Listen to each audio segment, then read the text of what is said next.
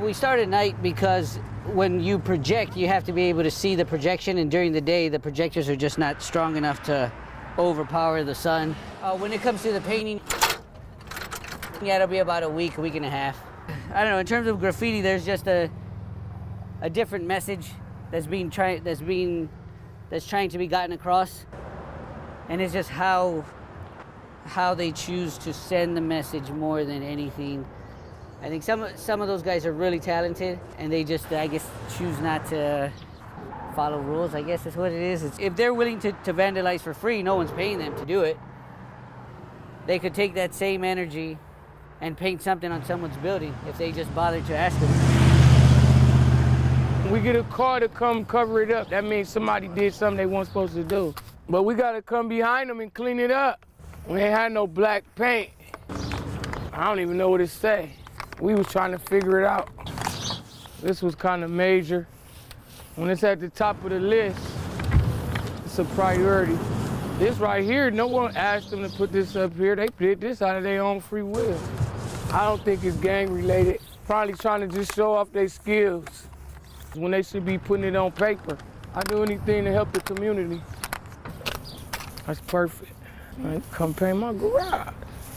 Originally, it started because we were getting tagged over here. We were getting some gang graffiti. And these guys are down in gangs. And they said, no, we aren't going to have that. And they came over and started painting their murals. And then last year, one of them came to me and said that they had lost one of their artists, and if it was okay for them to do a memorial for him. And I said, sure, go ahead. So they did, and this is what they came up with. It says, rest in peace, Eagle. And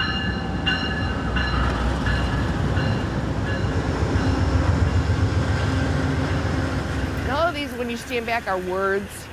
Like, it doesn't look like anything now, but if you stood back, they're all words.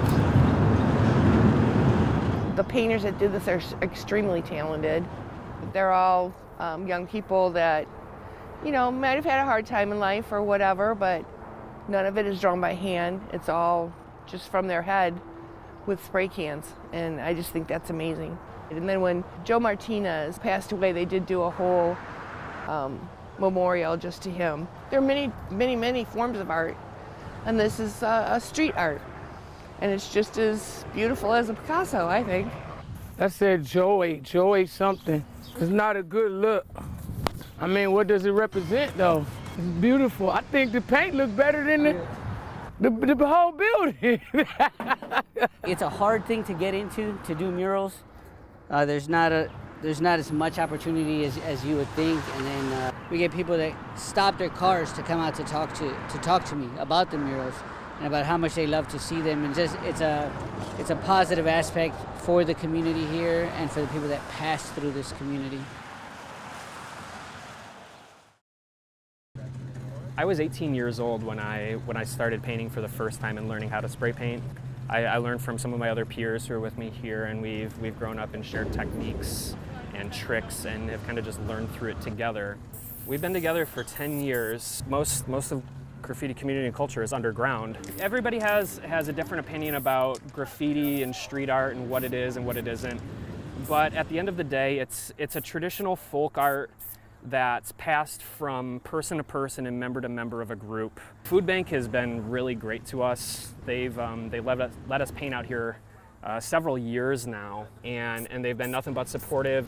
This was definitely my escape from, you know, kind of not the greatest living situation as a kid, and through high school was my art. Just being able to get the imagination and things that, you know, and we envision on something. There's a lot of definitely really talented upcoming girls, and actually a lot of them that have been doing it for a long time. All free-handed. That just come from my mind. I do a lot of goblins, a lot of cyborg type stuff. You know, learning how to paint, just like anything else, is a discipline, and you know, with a discipline you have to practice and learn the correct techniques of how to use color and light and layers. This portrait is an old portrait of our beloved friend Corey Zotner. 6 months ago, I was involved in a firework accident resulting in them cutting off my left hand. Yeah, it was pretty hard at first, but I adapted pretty quickly, and it hasn't held me back. Some things I had to learn how to do because some things with art you use two hands, but now I only have the one. But I'm overcoming all of it. If anything, my art has just gotten so much better since my accident. Weirdly enough. This wall represents one of the first times that we've had all of our crew together on the same wall at the same time. This is every member of our group represented here. That's the first time that this has ever gotten to happen.